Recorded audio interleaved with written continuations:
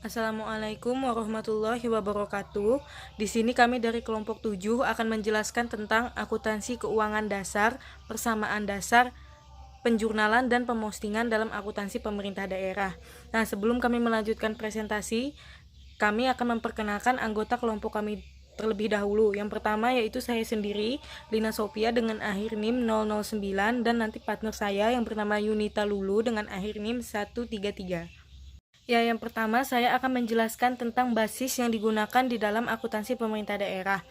Selama ini kita hanya mengenal dua basis yang digunakan dalam sektor privat. Yang pertama yaitu cash basis atau yang bisa dikenal dengan akuntansi anggaran, dan accrual basis yang mana dikenal dengan akuntansi keuangan. Nah, di dalam akuntansi pemerintah daerah itu menggunakan basis baru yang mana disebut dengan modified cash basis. Apa itu modified cash basis? Modified cash basis ini merupakan gabungan dari akuntansi anggaran atau yang biasa kita sebut dengan cash basis dan akuntansi keuangan atau yang kita sebut dengan accrual basis. Mengapa akuntansi pemerintah daerah ini menggunakan modified cash basis, tidak menggunakan salah satu dari dua basis yang telah ada? Hal ini dikarenakan akuntansi pemerintah daerah itu memiliki sistem yang lebih rumit dibandingkan dengan akuntansi sektor publik. Nah, setelah kita mengetahui basis yang digunakan dalam akuntansi pemerintah daerah, sekarang kita akan membahas tentang persamaan akuntansi dalam pemerintah daerah. Selama ini kita mengenal persamaan akuntansi di dalam sektor privat yang mana isinya aset sama dengan liabilitas plus ekuitas. Tetapi dalam pemerintah daerah, aset itu sama dengan utang plus ekuitas plus pendapatan dikurangi belanja non-modal dikurang belanja modal plus PT dikurangi PK. Nah, kemudian juga ada persamaan berikutnya yang mana di dalam akuntansi sektor privat kita mengenal tentang aktiva dan pasiva. Nah, sedangkan kalau dalam akuntansi pemerintah daerah itu, aktiva dan pasiva itu terdiri dari aset plus belanja non-modal plus belanja modal plus PK sama dengan utang plus ekuitas dana plus pendapatan dan plus PT. Nah, di sini mungkin ada pertanyaan, apa itu PK dan apa itu PT?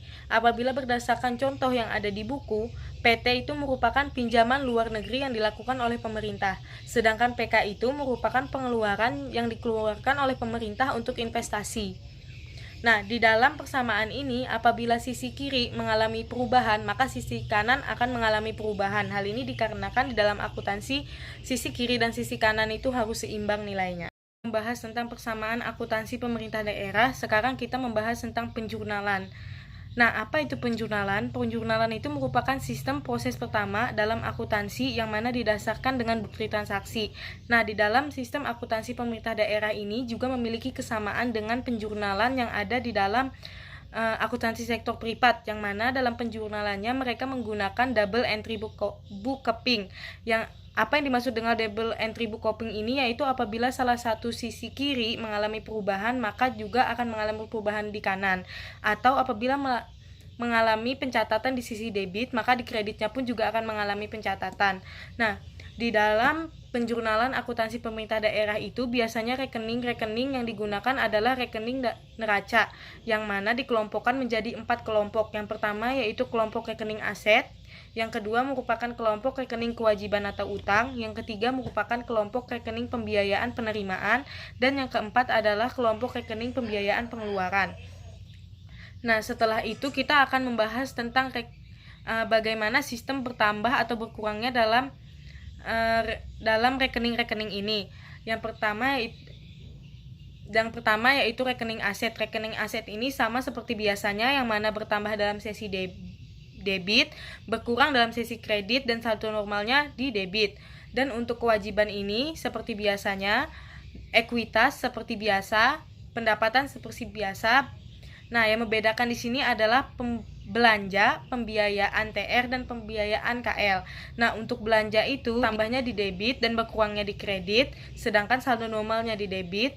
Untuk pembiayaan TR itu bertambahnya di kredit, berkurangnya di debit, dan saldo normalnya di kredit. Dan pembiayaan KL itu bertambah di debit, berkurang di kredit, dan saldo nomornya di debit. Selanjutnya kita akan membahas tentang tahap penjurnalan dalam modified cash basis. Nah, di dalam modified cash basis ini terdapat 3 tahap penjurnalan. Yang pertama yaitu penjurnalan transaksi, yang kedua merupakan penjurnalan penyesuaian akrual untuk menghasilkan laporan kinerja keuangan, dan yang ketiga merupakan penjurnalan penyesuaian neraca dan penutup untuk menghasilkan neraca.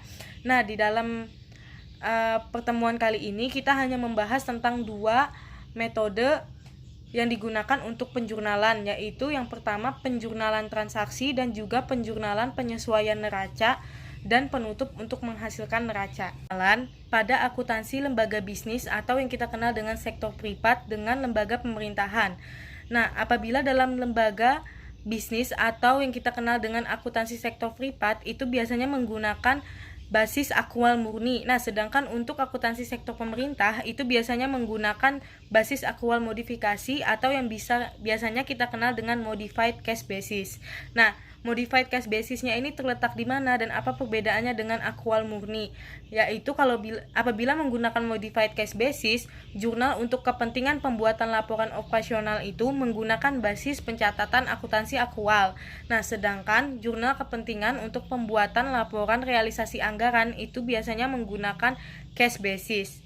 Nah, setelah kita mengetahui apa perbedaannya dari akrual modifikasi dengan akrual murni itu, kita akan memasuki tahap pencatatan transaksi dalam buku jurnal. Yang pertama yaitu mengidentifikasi transaksi dan datanya. Jadi di situ kita mengidentifikasi tanggal transaksi, apa saja yang mempengaruhinya, dan transaksi itu bisa dimasukkan ke bagian yang mana, apakah dia menggunakan akuntansi akrual atau menggunakan yang cash basis. Yang kedua yaitu menentukan rekening apa yang terpengaruh dan kelompok rekeningnya. Kemudian setelah yang ketiga, menentukan pengaruh transaksi terhadap rekening dan digunakan kaedah penjurnalan untuk menentukan apakah rekening tersebut debit atau kredit. Kemudian tahapan terakhir yaitu melakukan pencatatan kepada buku jurnal. Nah, selanjutnya kita akan membahas tentang basis pencatatan pada PP nomor 71 tahun 2010. Nah, dalam PP nomor 71 tahun 2010 ini menggolongkan laporan-laporan yang dihasilkan untuk pemerintah daerah berdasarkan basis-basis yang digunakannya. Nah, untuk basis akrual digunakan dalam laporan keuangan berupa neraca, laporan operasional, laporan arus kas, dan laporan perubahan ekuitas. Sedangkan yang berbasis kas itu digunakan oleh laporan realisasi anggaran, laporan perubahan saldo anggaran atau lebih, atau yang biasa kita kenal dengan laporan perubahan saldo. Presentasi selanjutnya akan dijelaskan oleh teman saya Yunita Lulu. Selanjutnya saya akan melanjutkan penjelasan yang sebelumnya telah dijelaskan oleh teman saya Sofi. Di sini ada penjurnalan akuntansi anggaran dengan basis kas untuk pembuatan laporan realisasi anggaran dan laporan perubahan saldo anggaran lebih. Di mana akuntansi anggaran sendiri adalah sebutan untuk proses akuntansi mulai dari penjurnalan sampai dengan pelaporan yang terkait dengan anggaran. Nah, dalam tahapan penjurnalan akuntansi anggaran sendiri itu pada umumnya ada 5. Yang pertama, penetapan anggaran, kedua, realisasi anggaran, ketiga, penutupan anggaran, keempat, penutupan realisasi anggaran, kelima, penutupan surplus atau defisit anggaran. Untuk jurnal penetapan anggaran sendiri itu dibuat ketika RAPBD atau RAPBN telah sah menjadi APBD atau APBN. Untuk realisasi anggaran, realisasi anggaran sendiri itu adalah jurnal transaksi yang berkaitan dengan penerimaan pendapatan, penggunaan kas untuk pengeluaran atau belanja, dan penerimaan atau pengeluaran pembiayaan yang dilakukan oleh pemerintah daerah. Sedangkan untuk jurnal penutupan anggaran sendiri itu adalah jurnal yang dibuat ketika tahun anggaran berakhir. Lalu hasil dari jurnal penutupan anggaran ini akan menunjukkan apakah terjadi surplus atau defisit dari anggaran suatu pemerintah daerah. Selanjutnya teman-teman agar lebih bisa memahami pembuatan jurnal akuntansi anggaran, terdapat contoh-contoh kasus yang ada pada halaman 155 sampai dengan 156.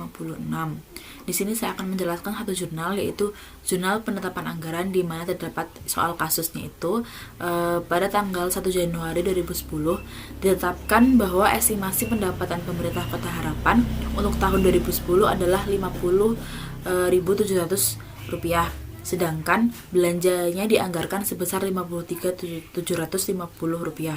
Anggaran untuk penerimaan pembiayaan dan pengeluaran pembiayaan masing-masing sebesar 700 dan 400, di mana estimasi pendapatan pemerintah Kota Harapan itu memiliki nama akun, yaitu estimasi pendapatan, dan untuk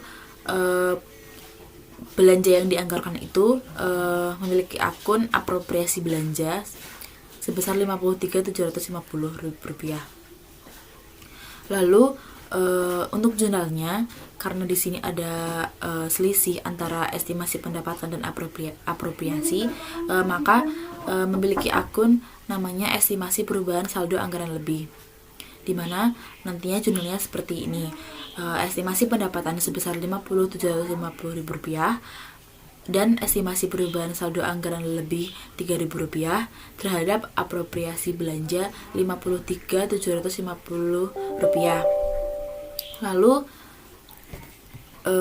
untuk estimasi perubahan saldo anggaran lebih ini dibalikan, yang tadinya menjadi debit menjadi kredit, yaitu dengan estimasi penerimaan pembiayaan Rp7.000, apropriasi pengeluaran pembiayaan Rp4.000, dan estimasi perubahan saldo anggaran lebih Rp3.000. Selanjutnya ada penjurnalan pada akuntansi pemerintah daerah menurut PP 71 tahun 2010. Di sini pada kasus penjurnalan dengan basis akrual ini, fokusnya itu hanya pada jurnal realisasi anggaran dan jurnal penutup.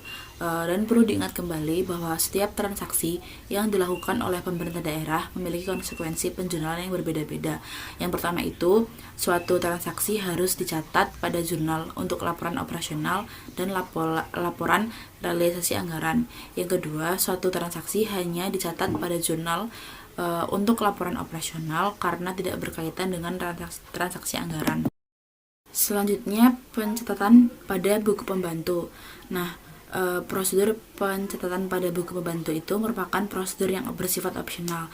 Nah, apa sih opsional itu? Di sini itu maksudnya pencatatan ini itu artinya bahwa tidak semua rekening itu memerlukan prosedur ini atau prosedur pencatatan pada buku pembantu. Prosedur ini itu hanya dilakukan pada rekening-rekening tertentu yang memerlukan perincian. Nah, buku pembantu sendiri itu memiliki pengertian merupakan catatan perinci tentang rekening-rekening tertentu yang memerlukan penjabaran. Sebagai contohnya itu seperti rekening kas di kas daerah yang merupakan saldo kas pemerintah daerah, di mana biasanya uang-uang ini itu tersimpan di rekening-rekening bank yang banyak atau bank-bank yang ditunjuk, karena banknya itu tidak satu. Dan untuk merinci saldo kas tersebut itu di masing-masing bank itu maka memerlukan proses pencatatan pada buku pembantu. Lalu ada pemastingan. Pemastingan sendiri itu merupakan proses pemindah ayat jurnal yang berupa informasi dan jumlah rupiah dari buku jurnal ke buku besar. Buku besar sendiri itu memiliki pengertian, yaitu sekumpulan rekening individual yang berfungsi merinci suatu kelompok rekening. Rekening individual sendiri itu dibuatkan di buku besar terlebih dahulu sebelum dilakukan pemastingan. Nah, pemastingan sendiri itu dapat dilakukan dengan dasar waktu tertentu seperti harian, mingguan, maupun dapat bulanan. Setelah melakukan posting buku besar, biasanya itu saldo akhirnya itu yang ada di buku besar disusun atau dibuat dalam neraca saldo yang sebelumnya itu dilakukan penyesuaian terlebih dahulu. Pada akhir periode akuntansi, sebelum disusunnya laporan keuangan, maka terlebih dahulu dilakukan penyesuaian untuk akun-akun tertentu yang perlu mendapatkan penyesuaian. Itu seperti misalnya bahan pakai habis, piutang, utang, persediaan, dan lain sebagainya. Untuk konsep penyesuaian di pemerintah daerah, itu tidak memiliki perbedaan pada konsep penyesuaian di sektor bisnis lainnya atau perusahaan-perusahaan. Misalnya untuk kasus piutang, penyesuaiannya itu dilakukan untuk menaksir berapa perkiraan piutang yang tidak dapat tertagih. Yang berbeda antara pemerintah daerah dan perusahaan adalah cara menentukan taksiran piutang tidak dapat tertagih, yang mana perusahaan ditaksir oleh akuntan terkenal, sementara pemerintah daerah itu ditaksirkan oleh lembaga khusus yang menangani utang-utang atau utang piutang pemerintah daerah. Pada secara konsepnya itu tidak ada perbedaan berarti antara penyesuaian perusahaan dengan penyesuaian pemerintah daerah. Perbedaannya itu biasanya itu hanya terletak pada cara atau metode menghitungnya. Lalu yang terakhir itu ada neraca saldo, kertas kerja, konsolidasi, dan penyusunan laporan keuangan. Neraca saldo itu adalah suatu informasi keuangan entitas yang menampilkan kondisi terkini masing-masing akun secara menyeluruh. Tampilan neraca saldo biasanya itu dibuat dalam bentuk tabel kolom dengan informasi nomor rekening, nama akun, referensi debit dan kredit. Pada umumnya penyajian neraca saldo dimasukkan dalam kertas kerja entitas. Kertas kerja entitas adalah suatu alat yang digunakan untuk memudahkan dalam menyusun laporan keuangan dari beberapa unit entitas di pemerintah daerah, yaitu SKPKD atau PPKD dan beberapa SKPD. Kertas kerja di pemerintah daerah itu lebih digunakan untuk tujuan pembuatan laporan keuangan konsolidasian yang di dalamnya terdapat informasi seluruh neraca saldo dari seluruh unit entitas di pemerintah daerah. Mungkin itu saja yang dapat kami sampaikan. Kurang lebihnya mohon maaf. Wassalamualaikum warahmatullahi wabarakatuh.